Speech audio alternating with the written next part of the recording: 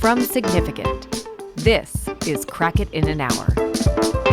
Hello, and welcome to an episode of Crack It in an Hour, where there's one problem once a week and 1 hour to crack it. I'm Simon. I'm Jesse. I'm Roman. And today we have a special guest, an old friend and wonderful actor. Thank Kathleen you. Munroe. Yes, Woo! that's me. Hi. I'm Welcome. very excited to be here. It's so cool of you to join us. Oh my God. I was just saying before we started recording that I've been like basically screaming at you all with love in my car the last while listening to this podcast. So I look forward to screaming at you in person. Yeah. That's the whole, screaming. Dream come Yeah. true. Yeah. I want to do I don't think we've ever had a real fight break out on the pod. Like it's not even confrontational. It's just like, yeah. And also like I just get kind of jacked. It's nice. Yeah. It's inspired. I love it. Okay, this is awesome. I'm excited. I have the problem to crack.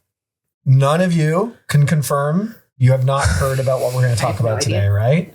No I have clue. no idea. Okay, let's I got start my the blankie. clock. I'm ready. Here we go. Clock has started. Okay. And Jesse's doing well. Yeah, She's I'm just cold. a little cold because we're in Toronto. Nobody I'm not worries. sick. All of you watching. Yeah. Yeah.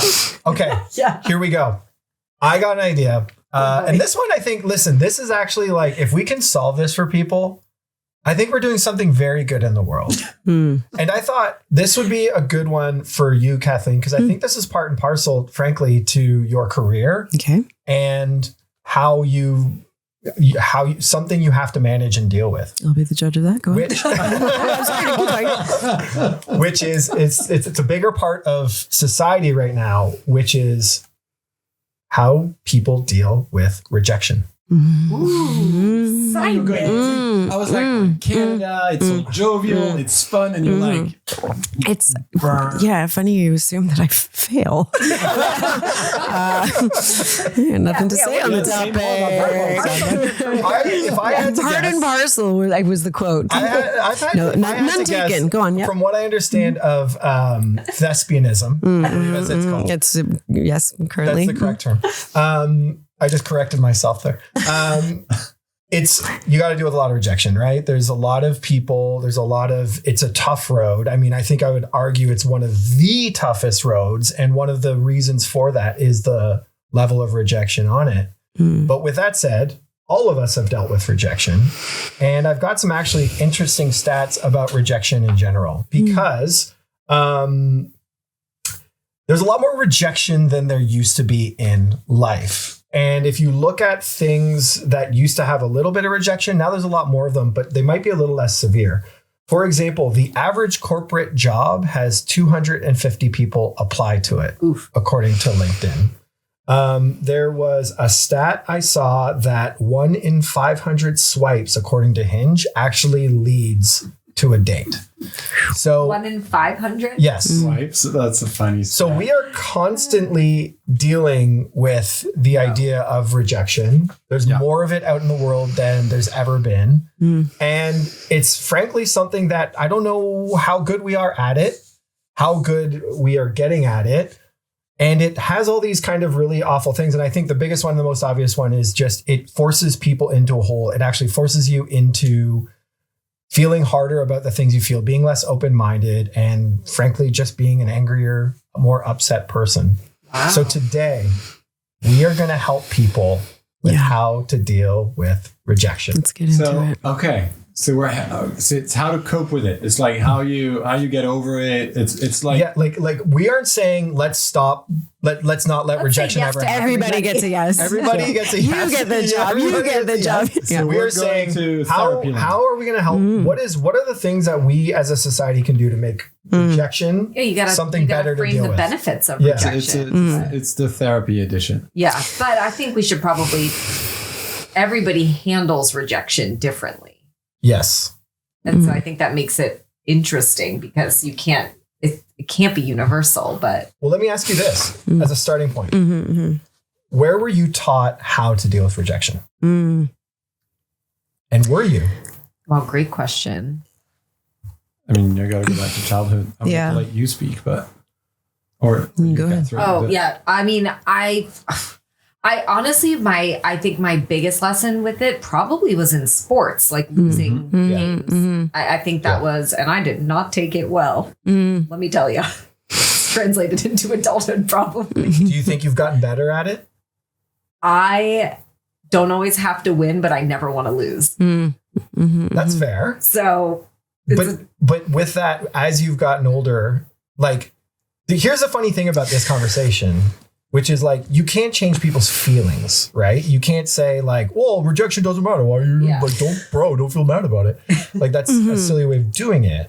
But can you change perspective? Exactly. So, I think you can. Yeah. I think, I mean, you're not wrong. Like I am deeply studied in the experience of, you know, I kind of put quotes around rejection because it's actually not how I think about that stuff, not how it pertains to work anyway, not even interpersonal things. I think for me, like I probably learned about it when I was a kid. I was pretty fiery and competitive because competition and rejection sort of feel linked. Yeah. And I think I remember getting messages of being like, oh, you know, to be competitive with people and also to not really lift people up. And I really always felt sort of allergic to that. Like, I think I feel much more productive and better at what I do when I don't put myself in direct competition with people. And when I go like, everyone has something really individual and specific that I can't do better than them at, and they can't do a better me than I'm doing. And so it's not rejection or even choice. It's like alignment. It's like, when is this a case? If I'm thinking about work specifically, or even again relationships, like it's not that I'm bad and this person's better. Or when I get a job, or if I get asked out on a date or something,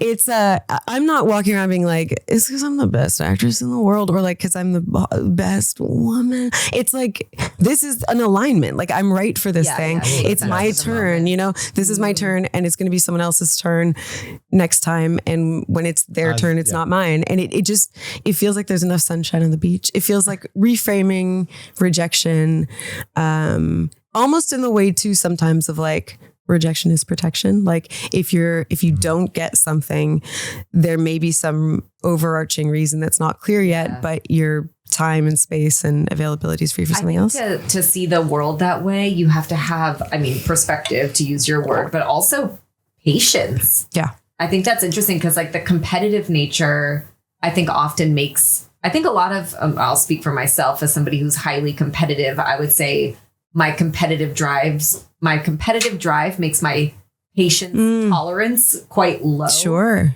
And I think you have to almost, like when you said it's not your time, or it meant that it was for somebody else. It's like, that's such a patient perspective. And I wonder if there's almost like some other qualities you have to build up in a person for them to be able to handle rejection better. That's interesting. Yeah, I feel like I attach it to community, really, like where it's like, whether it's with whatever the kind of realm of rejection would be, like feeling community with the other people who are candidates for whatever we're talking about. Even if it's like a sports, like, because I'm famously an athlete, I'm not, but I am quite competitive. I've flipped a Scrabble board in my time. Same. You know, but like feeling fiery and feeling ambitious and feeling driven in and among people who also feel that way, I feel like I learn a lot from the sense of being aligned with them too.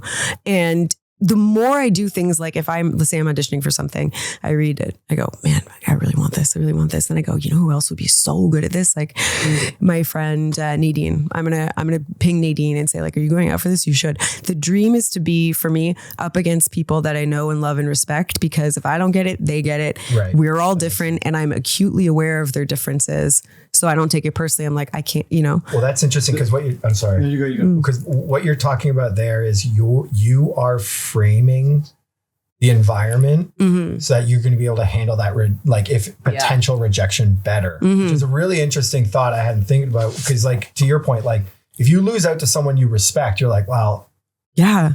You said something wonderful before that, like sometimes rejection is non-alignment. You know what I mean? I want to say every time it is. Yeah. Sort of thing. Yeah. Like everything you're talking about applies to our business. Literally everything. Yeah. And you see different ways to approach competition, Yeah. right? You have like one that I think goes where you're going, which is as long as I give it my all, then the rest, if it doesn't work, is just misalignment. And the other way to look at it is the hyper competitive. I'm going to do everything I can to beat the other guy. Exactly. Versus, like, you're right. Yeah. It's about beating the other versus being a best. But you can do, not to be crude, but or show a dark side to it. You can do both. You can do both. You know what I mean? And I think with people you respect and admire, they expect you to do both. Yeah. But there's a difference, I think, between maligning might be too strong a word, but there's a difference between focusing on kind of highlighting the negatives of the people you're up against or pushing down the people you're up against versus just sticking to, because when I was listening to you speak, I was thinking, it makes me think about authenticity and how important it feels to just go like, I am going to show up. What you said about like doing the best you can, all you can do is that. It's like whatever I am going to do, if it's fully embodied as me and it's not right for something, then it's not right for me too. Yeah. And I think it's that thing of like, if you do that, you still can crush competition because you're going to be right for things and you're putting your energy toward it. But I think it's such a well-adjusted perspective. It is though, really because, this is why I want to have this conversation with you. So many people, I'll use myself, for example, because I think out of the three of us, I think I'm the worst at handling rejection. You an Aries by chance? What? Aries? No, I'm a Libra. Libra. Oh, that's surprising. I know everything about Libra. I'm Aries, by the way, but yeah. Okay. Yeah. Love it. Yeah. But I think it's extremely hard for most people to not take it as a personal failure. And like, even if you are super competitive and you think, I'm going to give it my all, the minute you find out somebody else beat you, you think, well, where did I fuck up? Yep. That's why I think it requires, to me, it's the elite way of handling rejection. Not elite in a shitty it's not elitist. Elitist, but it's no, like no. Top tier. Well, the top tier. And the reason I say that is that I think to be able to do that, you have to have proven yourself that you're at the top of your game already. Like, you see what I mean? It's like, and I'm not saying, I'm not talking about you. Yeah, no. It's the same for us in our business. It's like, we've been working together for like whatever, 5, 6 years, whatever that is. We've been through wins and losses all the time. I like to say jokingly, because I'm French, like, we're in a business of losers. And if you can't handle losing, everyone is in business. You're done. Yeah. If you can't handle losing, you're done.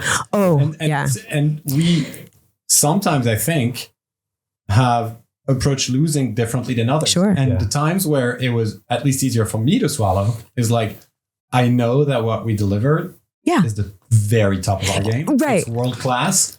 Then that's misalignment. Right. Because if you would have to bend that to fit something to be accepted rather than rejected, what are you giving up in the process? Exactly. And do you want to? And I feel like the more that answer is a knowable no, I don't want to change this stuff to fit this shape of this thing that people want, you'll find the right thing. And I think, if we're talking about like elite perspective, I think the reason why that's where I have to kind of live is like, the other thing I was thinking when you're introducing this size is like the kind of the antidote to rejection sensitivity, I think, is like, get rejected a lot. Like, get rejected a lot. Realize that you don't actually vanish into thin air. You like, shame just kind of falls off your back. You're like, okay. And also, if you win things, if you get accepted into things, are we really saying at that point, like, I am the best? And if you're not, because it's all ego, right? Like, if you get something that you want and you go, that's it, my value is high. I don't know if we do that, but if we do, it's a shell, right? It's an ego shell. So then the inverse of that is like, if I don't get it, I'm nothing. It's like, no, dude, like, I don't know. Well, you can't attach, I mean, this is core to the problem. That, like, you can't attach rejection and acceptance or winning to self-worth. And I think that most people do. And I think what's interesting is, let's take career, for example, because that's where we talked about it the most, is like, it makes sense that you consider success to be milestone markers of like climbing up. But when you do that, people think about that a lot, but not as many people think about, well, then the inverse means that if you don't get something, you must suck and be shitty. Yeah. And you're like, well, maybe we need to like change both ends of the spectrum, the celebration of the win and the rejection of, you know, the loss, because without like one actually reinforces, I don't know, I'm rambling, but one kind of reinforces the other. It also, I think for me, I've talked about this a few times. Like, I think those milestones change too. Yes, like, I think when you hit a milestone that you had hovering as some beacon in front of you, and then you realize like you're the same person. Totally. Life kind of changes and also doesn't. You don't get destroyed by the things you don't get. Anytime, I always also say in like the work that I do, like the closer the call, the broker the heart. Like if you are 1-to-1 against someone for a huge job, that's a success, right? Like getting down the line to really competitive stuff. It's incredibly meaningful, right? And it feels like you're being impaled in the heart because you've attached. You can see it. The more you can see it, but all that seeing is projection. And the other thing that I'll, sorry, I feel like I'm monopolizing it. But the other thing that I've really, you know, and I'm not by any means perfect at this all the time. I think if I didn't embody some perspective on rejection, I would run around with my hair on fire screaming, like it just happens so much, you know. But I think also the thing I was going to say is, oh gosh, I'm losing it. Hang on.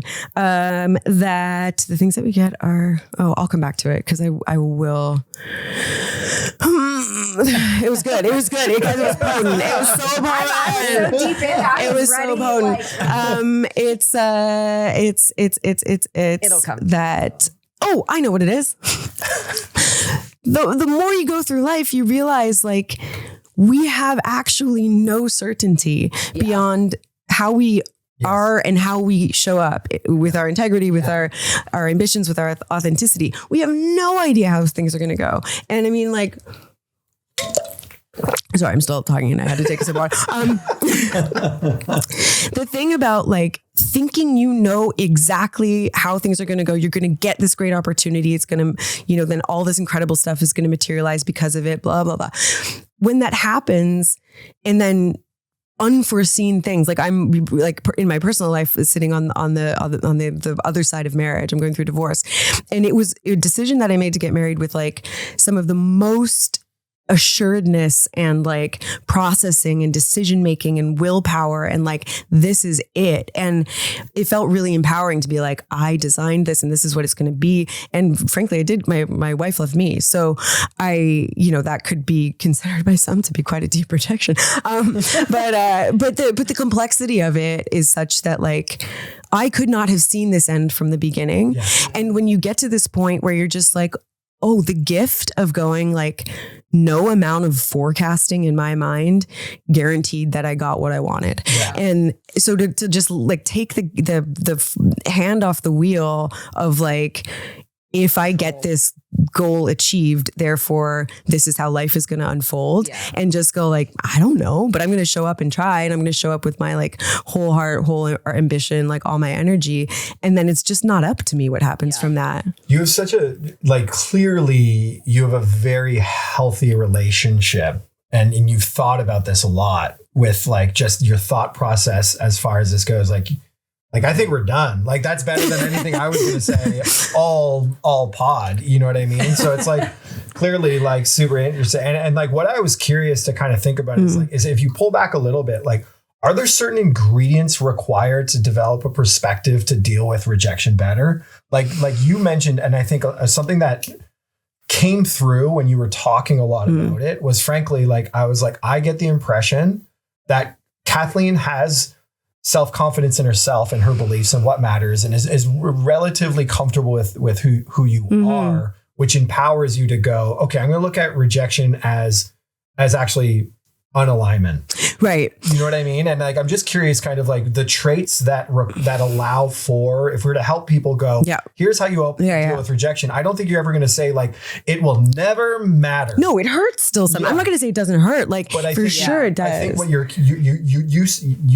you're making me feel is that if you have certain traits or certain characteristics, or you work on certain parts of yourself, it'll be something you're more okay to rush into or deal with, or any of those. I mean, I think it's a thing of like, I mean, any kind of comfort with yourself, like just like, because again, the thought might be, especially as an actor or something, like, you know, you're the product, right? So I'm going in, I'm the product. So if they don't like the product, they don't like me. Like business is personal. Right, exactly. So you can kind of embody that. But on the other hand, it's like, it's like I'm on the other side of it sometimes. I'm starting to direct a bit, and I'll see tremendous actors who just really aren't right for the thing. And it's like, they can't ever be right. I can't put them in a machine and make them right for this.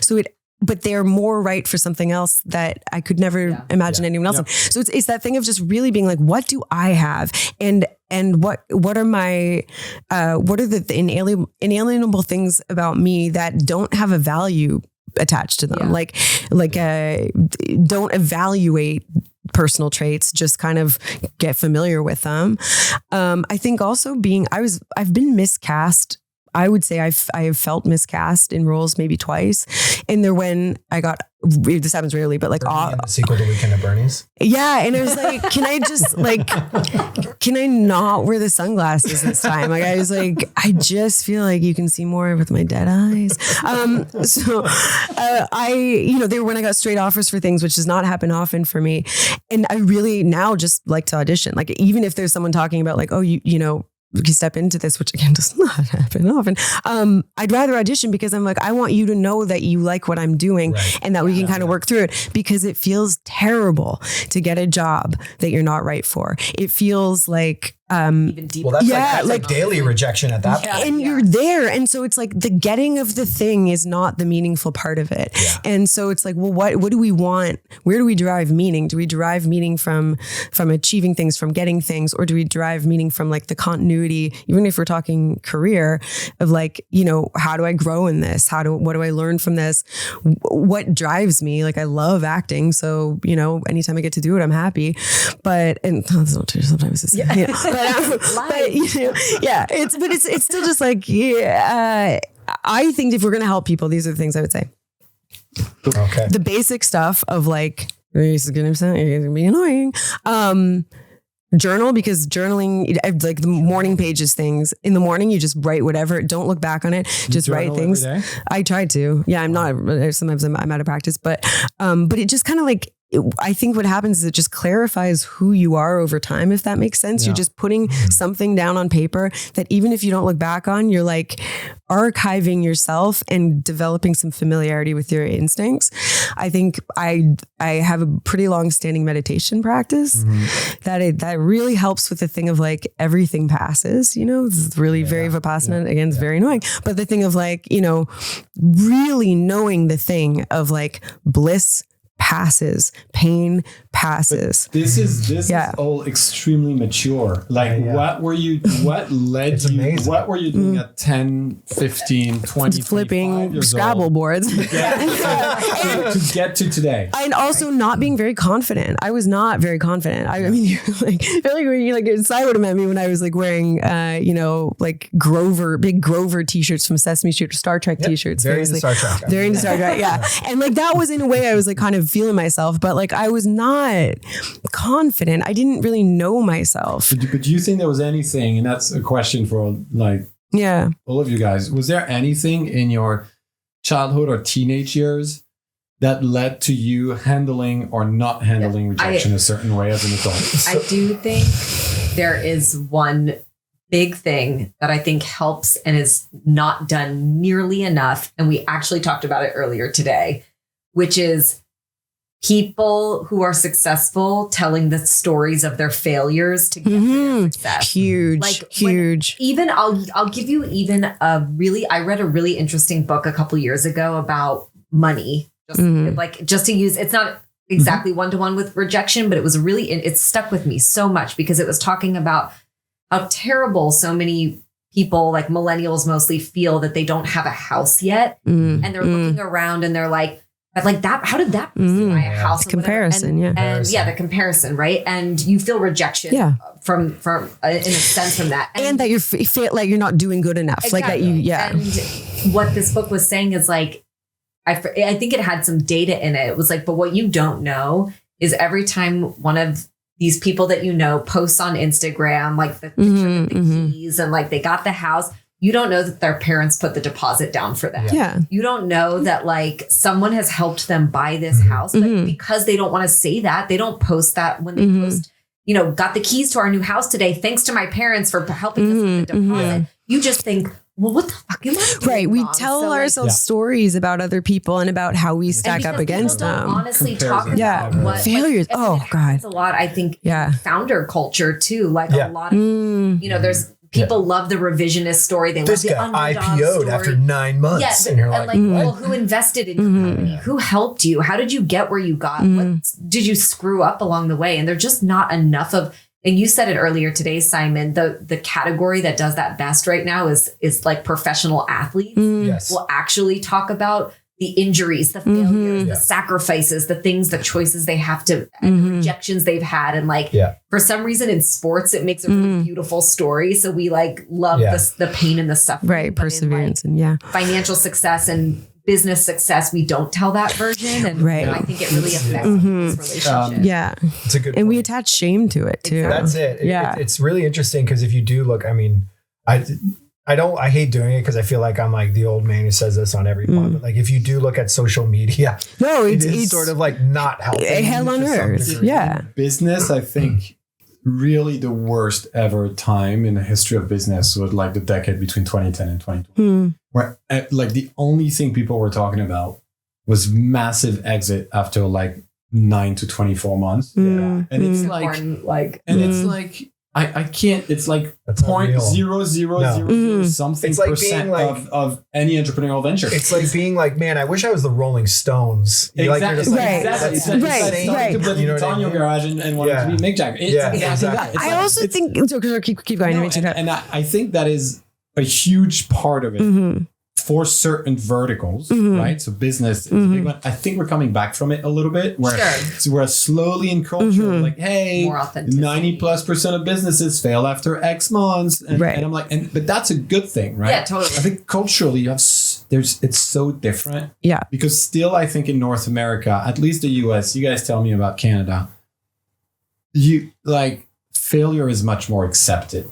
It's people outside of the US, people say, yeah, in the US, you're encouraged to fail. That's bullshit. It's bullshit. But it's much more accepted. You can't find a way to repackage failure like you can somewhere else. Interesting. Like, if you fail and you're just a touch like, sure, that company didn't work and I didn't sell it for $1 gazillion, but I did this and this. I hired those people. Yeah. I learned how to do that. And then I was thinking about that business opportunity. And this is why I'm right for this job. And I'm like, you can do that. In other cultures, I know specifically Latin cultures, it's like, you didn't make it. I was like, what happened? Who's in the corner? I was like, I didn't make it. I think I told you. All of this makes me think like the zooming out to the macro is kind of part of it, right? Like, because I don't know so much about the founder world, business world, but definitely the entertainment world for sure has gone in some pretty crazy ebbs and flows lately. We're maybe eking out of, but we've had quite a bad moment recently. But if you zoom out, like I worked in film and TV for 20 years. I can think of 3 major downturns: SARS, 2 writer strikes, that kind of thing, where in those moments, it feels like everyone has amnesia. Like we've never suffered like this before. And maybe because we ourselves have not been centered we haven't centered ourselves in it. We haven't been in the industry. But if you zoom out and look at continuity through time, nothing grows forever. Nothing dives forever. And so to just go like, this is the flux. This happens every, couple decades or something. So we're right on time, guys. And then it's like, do we take that personally, or do we then see what kind of innovation can bring us out of that, or what kind of like creativity and I'm not saying don't lick your wounds. Like, I mean, I get disappointed. I get sad. I'll shed a little tear when something, when I see something I dreamt of go away. But so I'm not saying don't feel your feelings about it, for sure. We're human. but to not personalize it so much, to go like, this is how the world has been. I think that's another, like, I'm just going back to your problem, Simon, like, how do we help people, right? And I think there's some rituals and practices that you've talked about, like actually building your own self-confidence, your own sort of coping mechanism, journaling, meditating. We've talked about stories of failure that can actually help people not feel so alone on the journey. I also think, like, and the teamwork thing, actually think is really interesting, helping people realize that they're never quite as alone as they think they are in the journey. I think it's a hard one though, but like I go back and forth on it. I mean, like a failure, quote unquote, is usually not you alone. Yeah.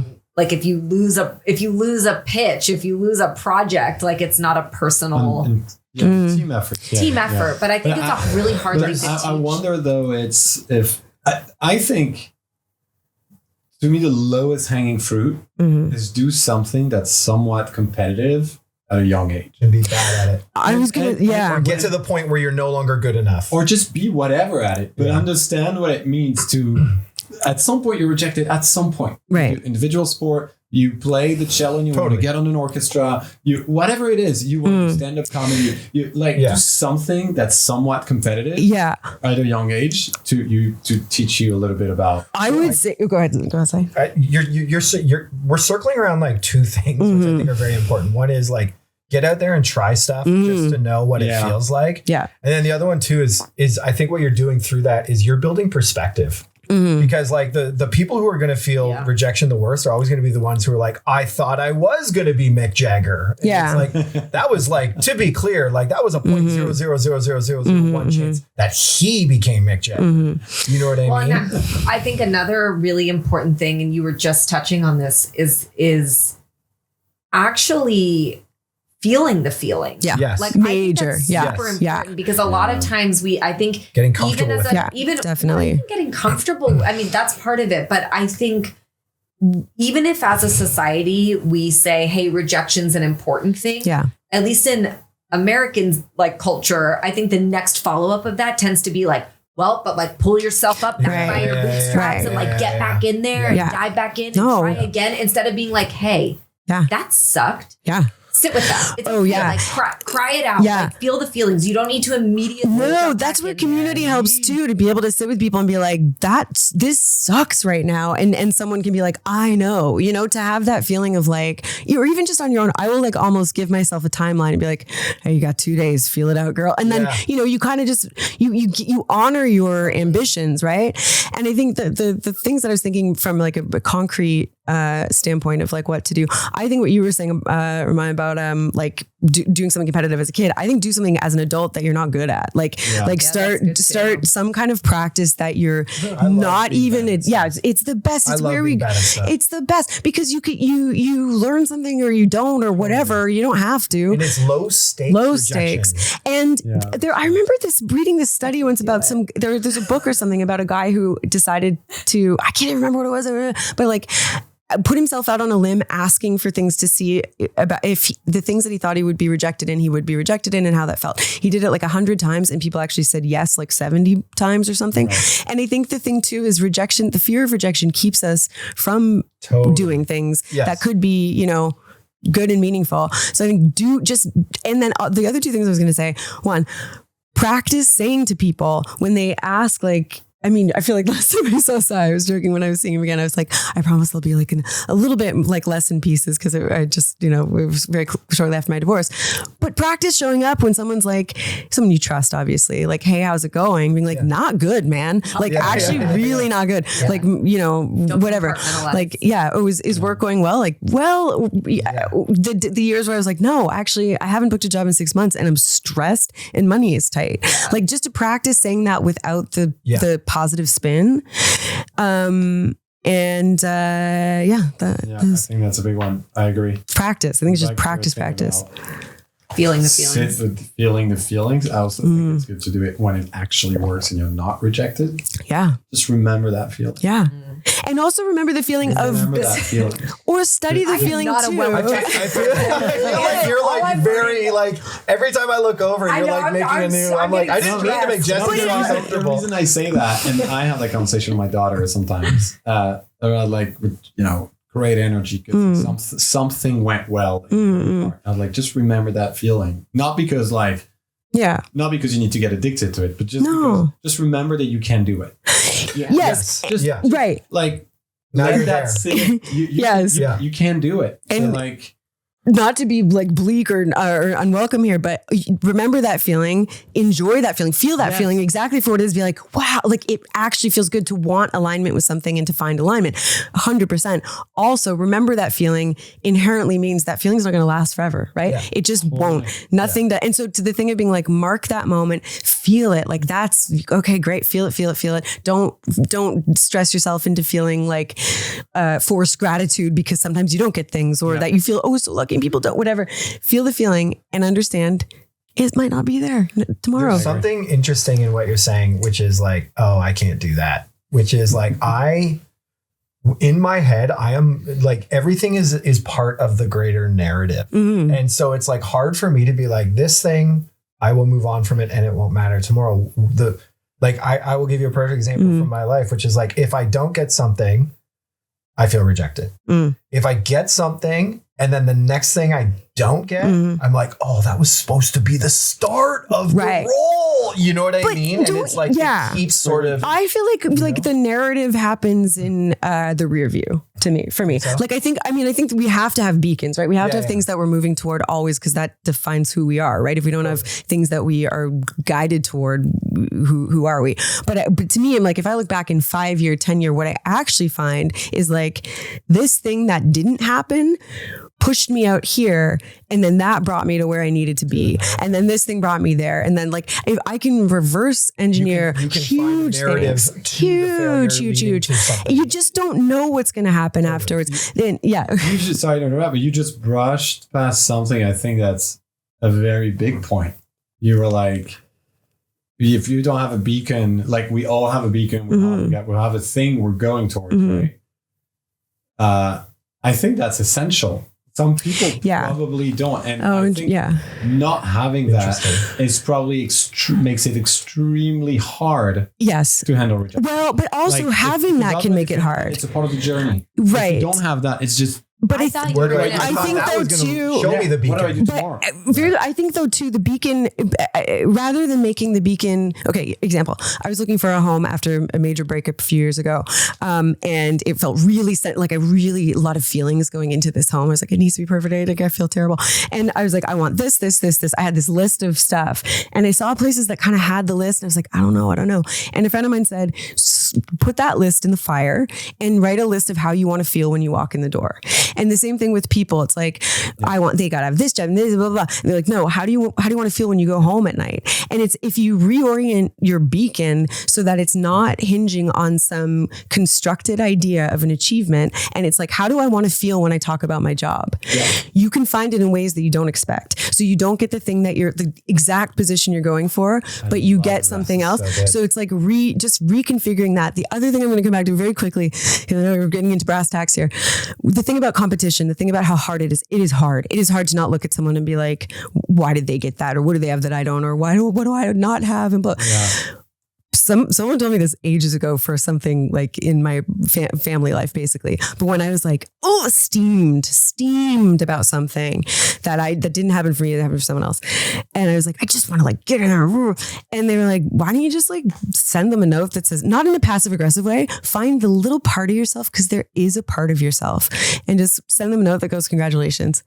It just feels better. You will start to like grow those pathways, and it's not ingenuine, I promise, because we're not supposed to be insincere, but to be like, why does this person have this thing and I don't? Why do they have this house and I don't? Send them a housewarming gift. You will feel better. You will feel like it, not to be like phony about it or performative about it at all, low key, whatever, but a text or something that starts to breed the thing of like, maybe my not having is not what I should be focused on. I need to do a wellness check I'm with like Jesse breaking because down like the you are every time I look, because I can tell you do this thing where you smile nervously, and it's like you've been smiling nervously the entire time. So I was just like, all right, Jesse. Number one, I'm really glad I have this going. Number two, for the last 10 minutes, I've been thinking about one time I slapped my mom during a game of Bananagram. Oh yeah. And Mom, I'm sorry. Sort of. She deserved it. She was going too fast. I have done stuff like that. I don't want to sound like I'm like some fucking involved being here. Sort of, and then it's go on. I'm sorry, Yeah. sort of, but we went like from the I've been maniacal in my life at points. Like I'm not trying to say that I haven't. Actually, don't play games with me. But actually, Roman, when you were talking about the beacon being important, I was thinking you were going to say the opposite, which is how important it is to look in the rear view. Because I was thinking about how like a couple years ago, I don't know, like I feel like vision boarding got really, really popular and everybody started, especially around New Year's, sitting with some friends and building like, vision boards for the future. And I did it once or twice with some friends. Do you still have them somewhere? Yeah, I have one. Do you? Yeah. Does it connect to things that you found? You know what? I haven't looked at it in 2 years.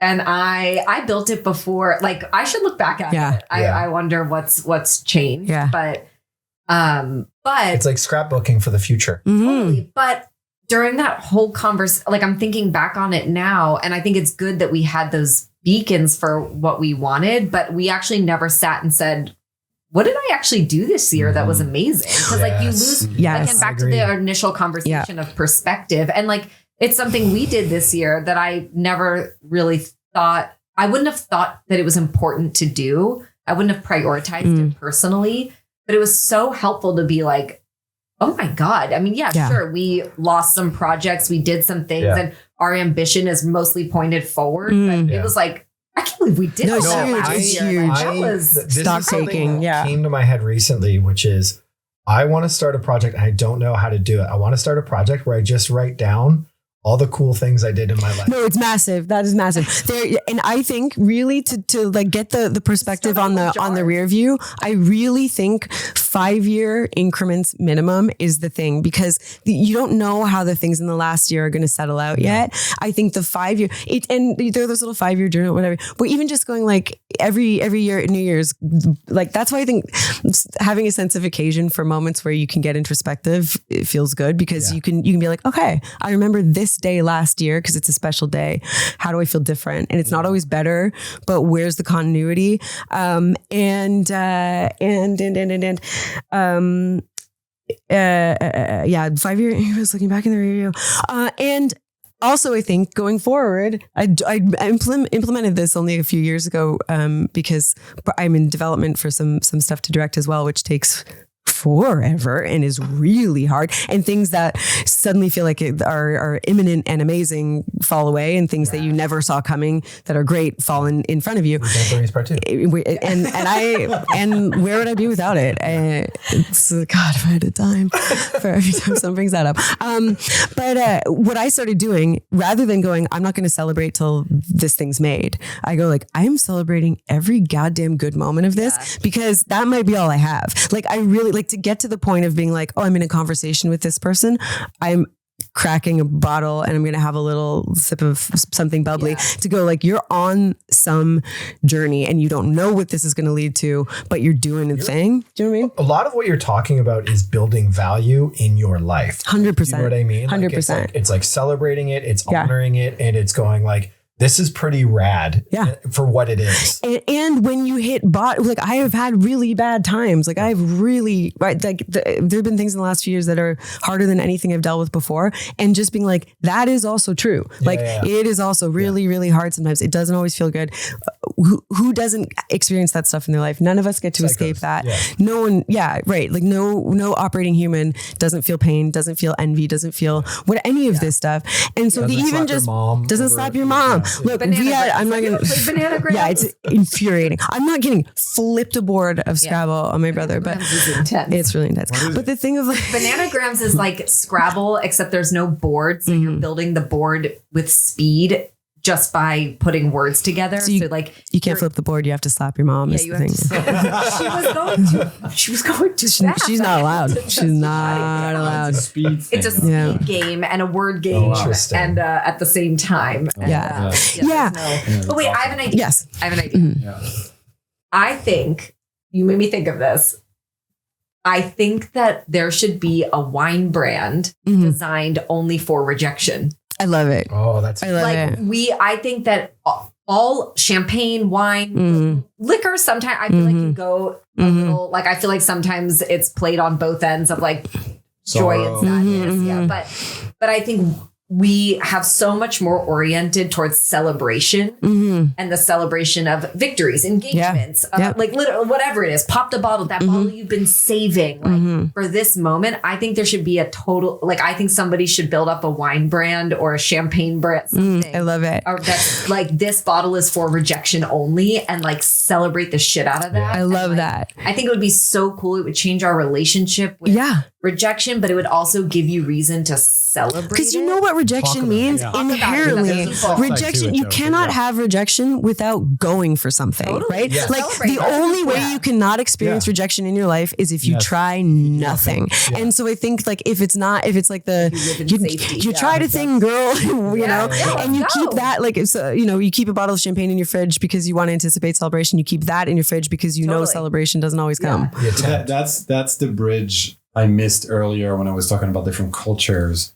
That's what it leads to. Is like it leads to the, like, fear of rejection and basically paralysis, and then everything that trickles on, lack of innovation, like all of this. So it's insane, like how important it is to have rejection accepted in culture. Yes. Like it changes an entire society. Yeah. Make it sexy. Like it just like the thing of just being like every single time. I heard make it hot. Yes.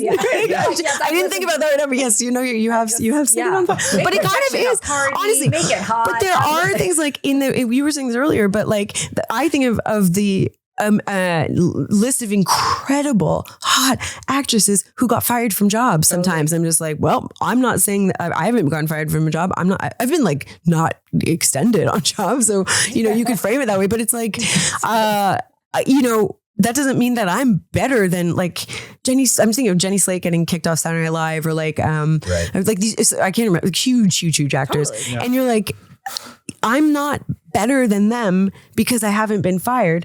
They're just like swinging big and finding their way. Yeah. And like that thing of just like, what the fuck does it matter? Like just to be like, to really show up and look someone in the eye, and not in a maudlin way, not asking for anything, but just being like, it's really rough year at work this year. Yeah. Really rough. I'm like, money's tight. How do you make to say money's tight, to take shame away from money? Interesting.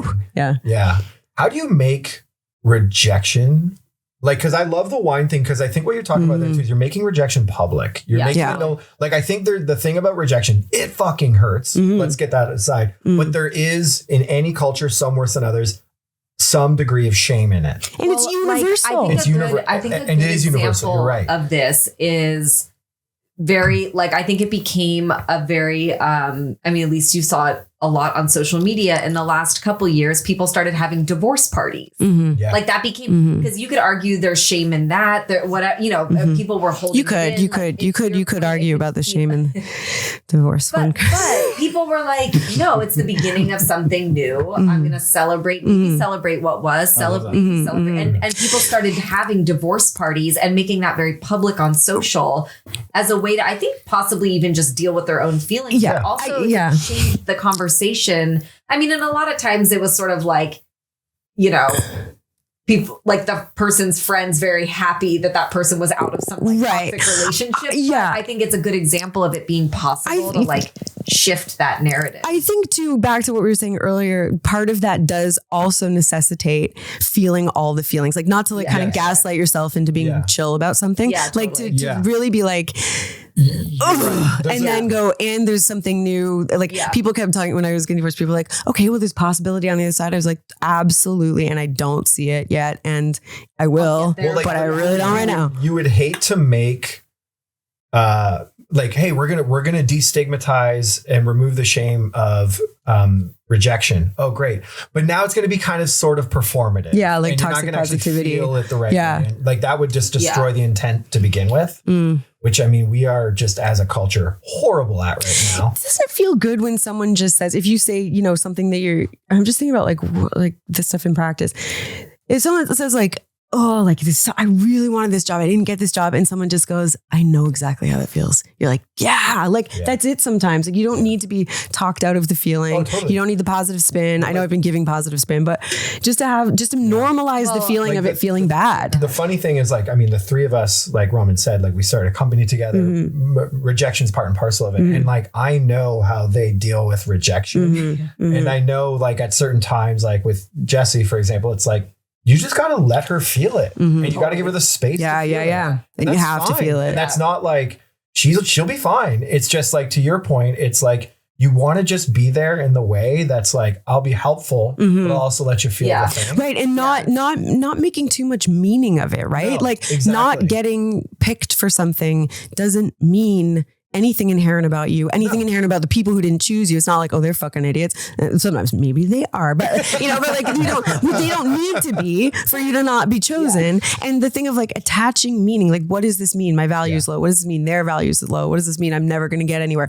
We feel those feelings, right? And I think to honor those feelings and be like, yeah, there's part of me right now that's like saying like, fuck these people. Or there's part of me right now that's saying like, I'm never going to get anywhere and I'm going to go and flop on my couch. Like flop on the couch for a bit. That's fine. And then just like the story of it meaning something going forward. Also, the past doesn't represent the future. Things can change. My dark interpretation, maybe this is a little bit what you were saying, Roman, with the different cultural narratives around rejection. I don't think it's the worst thing in the world to have spiritual enemies. We're not supposed to align with everybody. We're not. Yeah, we are like not supposed to align with everybody. I agree. We're not supposed to like everybody. No. Has been sort of pushed towards like acceptance and perspective and like whole, you know, like beacon, you know, and I love all of that. And I agree with it. But I'm also like, because I thought of it, Simon, when you were talking, you're right. Like if I'm immediately, if I'm in the first 24 hours, if you're trying to give me any advice or perspective, I'm like, get that hell out of my face. What I want is to like be angry about this because in 24 hours, that anger is going to fuel my fire. And it will be the thing that carries us through to the next, like, or carries me through to the next, like, that's awesome. Thing. I think that that's okay. Like, for sure. 100%. It's the best individual sports athletes in the world don't have a love for winning. They have a hatred for losing. Yeah, that's what I was saying at the beginning. I don't need to win everything, but I hate to lose. Of losing, sit with it so you don't ever have to feel it again. Exactly. And you work as hard as you possibly can your entire life to not feel it. That's like all of them. It's like really that hatred for losing. Yeah, I think anger can be a useful. We gotta have anger. We gotta have anger. It's worth talking about because I think we could leave this conversation and it feels like no, you just have to have really healthy. No. I don't think that's healthy. Actually, I don't think not feeling anger, even not feeling the petty kind of anger, which we all do. Like I think that it's really important to normalize that. It's important to be like rejection hurts. It hurts because we're built that way. We're human beings with egos. It fucking hurts, and so to allow the space for that anger, but then to like, you know, when we have the sort of groundedness to like think about it in a bigger picture, you know, if we're talking about how do we metabolize this stuff in a way that doesn't make us want to, you know, quit everything or scream. There's things that we can sort of try on. We are not supposed to like everybody. We're not supposed to like everyone. We're not supposed to love everyone. We're not supposed to want to be aligned with everyone. I think that's so much a part of this too, is like, you know, we're all going out there swinging in different arenas, and so are other people on the other side. And like, we're not supposed to connect with everyone. And we're nobody inside. We are inauthentic nobodies if we don't have, specific alignments. Do you know what I mean? This is interesting because it goes back to a topic we've talked about a couple times before, which is even the loss of debate in our culture. I think it's interesting because I feel like when somebody even disagrees with your perspective, Disagreement it feels has rejection. Oh yeah, no, yeah. becomes rejection, which is a crazy perspective. It's There was a lot crazy. in what I was saying about that. It was just, it's like the less you get, the worse you get at it, the more you see rejection in everything. Yeah. Right. And disagreement quickly becomes rejection. Yeah. Right. Yeah, I Right. think that's so interesting. Like you should just, I mean, everybody, like when you talked about, kids should play a sport or something, join a debate club. Yeah. Oh yeah. lose an argument. I will say this too. so many My ways. dad was a lawyer, and when we were kids, me and my brothers, he would pay us to win fights against each other. There's a ruthlessness in all of us, right? Physical? No. Can you imagine? I know my brothers. Like we would be evenly matched, I think, for a little while, the three of us. But no, like verbal arguments. Like you either give us a topic that's or really interesting. and so we get so I had to learn in my 20s that like in 20s, 30s, maybe I still learn. But like relationally, what is the goal here? Is the goal to win? Because like we can win, like I can win, but what do I actually want? And like there's some contests I want to win, and then there's some where I'm like, I want to know this person better and be understood and whatever that is. Did you read George Saunders? I really like George Saunders. One of my favorite authors. He has a new book out, and he's been talking about it. And he talks about like sinning being just out of step with truth and sinning. Like he's like, it's not moralistic in the way of like good, bad, but like to be out of step with reality makes us kind of crazy. And like, what does reality then mean and stuff? So just accepting the thing of like, okay, I didn't get this. I'm not going to pretend I don't feel the way I do because truth is how I feel. And this is how I feel. Also, if I'm making a story up about it that goes too far into the future, that's not real either. That's my own perception. Yeah. So what is reality at this moment? I have feelings. They are these. Feel them. Okay. And then like tomorrow I'm going to get up and I'm going to eat something. What is actually true? And then how do you sort of increase alignment with what is actually true? And I think in this way with rejection, it's like the pain comes from imparting something onto something that is actually not a value judgment. You know what I mean? Yep. Does that make sense? I might be like really roving here, but I've been thinking about, getting pretty, like I need to get just a little high to be able to like get fully you going again and ask the right question after this. I've been thinking about that a lot. Yeah, we went like pretty philosophical. How much time do we have left? Am I allowed to see? We're probably 4 minutes away. 4 minutes away, 5 minutes away. Okay. Any last thoughts anyone wants to get in before I do a bit of a summary on this one?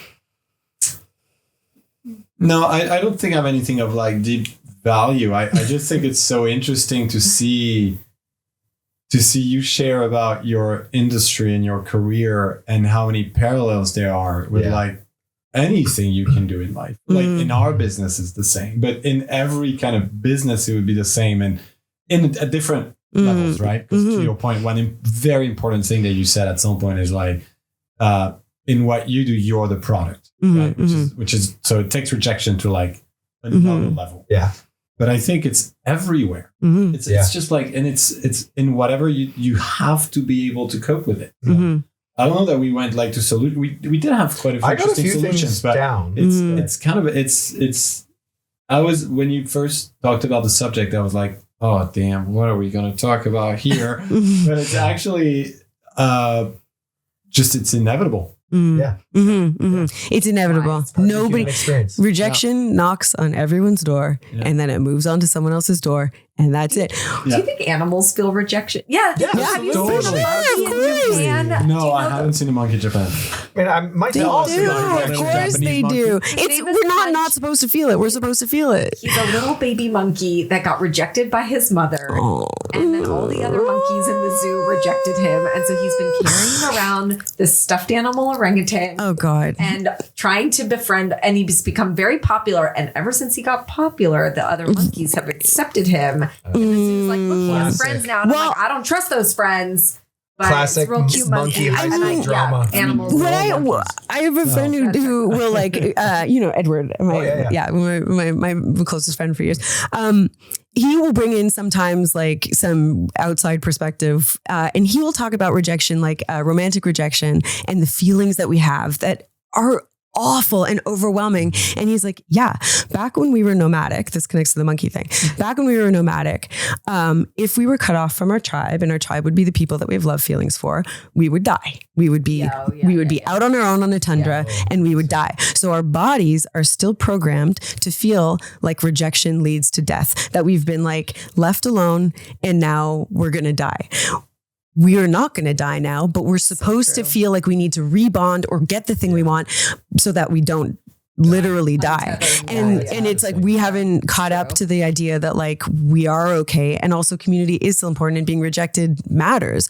So trying to find the right fits that you stay with rather than gripping onto the thing that left you, but that we are supposed to feel it. That's the point. I feel like I got really annoying for a bit in the middle of this talking about Vipassana, but I can be a petty little bitch. And I think we're wired to be petty little bitches because we needed to feel like we could survive, and to survive, we need to not be rejected. And so I think feeling all that stuff, absolutely love anything to do with the human body or the human brain that can be traced back to the beginning. Yeah. I love it. Which is also, by the way, why we're not supposed to align with everybody, because if our groups got too big, we'd get picked off. To me, it's always a checkmate in a conversation. I like it. Actually, it's part of the human thing. It's biological. Okay, I'm going to try and go through a few things that we talked about. And I think, again, this is just sort of a random collection of thoughts as we discuss them. We first started talking about, I think there was very quickly, Kathleen, you mentioned rejection as non-alignment, which was interesting and an interesting way to think about it. And then as we started talking about rejection and what it requires, we were talking about how much it actually, a lot of the perspective requires patience, and just like it does sort of like require that. And as we went further too, I think what we started talking about was self-worth and confidence is those are two things that also help you deal with rejection better. And to do that, get rejected a lot. Yeah. Getting rejected a lot is very, very good. But if you don't want to get rejected a lot and you want to try other things, journaling, meditation, just to clarify where you are and how you feel. Comparison is the worst thing, and it just seeds rejection even when it's not supposed to. But building perspective is absolutely fantastic, and understanding what rejection really is and what it isn't, sort of thing. Having beacons was a really interesting conversation. And I think what we kind of went through with that was sort of like, there's different kinds of beacons. There's the, I want to be a billionaire by 45, which doesn't make any sense. And then there's the, I want to feel like this or have a lifestyle like this, which makes a lot more sense. Excuse me. Build the value of your own experience. Make rejection sexy. Maybe make a wine brand out of rejection. I like this Divorce parties, destigmatizing the shame of rejection is what we were talking about at the end. Lots of really great thoughts. Roman, did we crack it today? No. But I think if then the next chapter would be, okay, now let's sit down with a piece of paper and build a plan to actually have actions and map them out against like a specific audience, and then we can have a go to market. I think we could do it. Okay. I like it. So, this is like a think tank. No, this was the first brainstorm. Yeah. This was the first, like, okay, what are we talking about? Let's explore. Let's go really wide in the conversation. And it was awesome. And then we could like... Jesse, did we crack it? No. But... Did we crack your brain open and make you... I just want you to know, I just checked and my heart rate is 30 beats per minute faster than it normally is. So we cracked you. I'm stressed. Yeah. No, I agree, Roman. I like the sort of avenues that we opened up, and I think we could go down them. And I think that destigmatizing is like many things. You have to change the narrative around it. But Kathleen, did we crack it? No, I mean, I would have this conversation. Bring me back for a sequel. We'll crack it in the sequel. But yeah, I love this conversation. It's so, I just have so many new thoughts and ideas and like how things, also the disparate things we talked about, how they connect. Like the patience thing is so huge because I'm chronically really impatient. And I think it's getting macro is not always easy. Looking back is not always easy. Seeing continuity in the large scale is not always easy. It's really hard. And I think it's also not expecting this to be painless and easy. It's not. It hurts. And that's okay too. I don't know. Totally. No, we didn't crack it, but this was a very interesting. Yeah. Can I say something too about this compared to other ones? Was this one is like like we've talked about personal subjects, but this one, everyone's mechanisms and thoughts on it were very specific and very different from each other, which I found really interesting. I don't know what to do with it yet, but it was just something that like, if we were to crack it, it's even harder than I thought because of how personal people currently deal with rejection itself. And that probably requires like a plethora of ways. So no, we didn't crack it. I think we have some really interesting starts, like you said. Kathleen, this was incredible. Wonderful. So much fun. Thank you. Like, Simon introduced you as like the champion of rejection. I hope you forgive him for this. I wear that like a badge. You're a king of rejection. I agree with you now. Like, I'm going to tell you, loud and proud, I have hit some bottoms. Like I have the years of putting in a 5 to get out a 20 from an ATM. You know what I mean? Like I have bombed auditions. I have like bombed jobs. I have been like really not appreciated and not asked back for things. Like I have not done well a lot in my life. So, and also I have like just not gotten things sometimes, a lot of times. And I think to not be eviscerated and to like feel like you're going to be eviscerated and then be like, I guess I'm still here. I wear that goddamn badge, baby. Like now you have a beautiful career and you are acknowledging how hard it was. And in 5 years, it might be at rock bottom. Half hour ago, so thanks for that. And to be clear, it's about acting. I came across a stat that said acting is 95% rejection. Wow. Oh, if you're lucky. Like, I mean, it depends on the volume, but I mean, batting average is a weird thing to think about with acting because it's like it's a miracle when you get the job. So I feel lucky all the time. And I don't feel like I'm the best in the world when I'm working. I'm just so happy that I get to do it. Amazing. Thank you so much for having me. This was really fun. And thank you for listening or watching. We'll see you next time. Goodbye. Bye. Bye.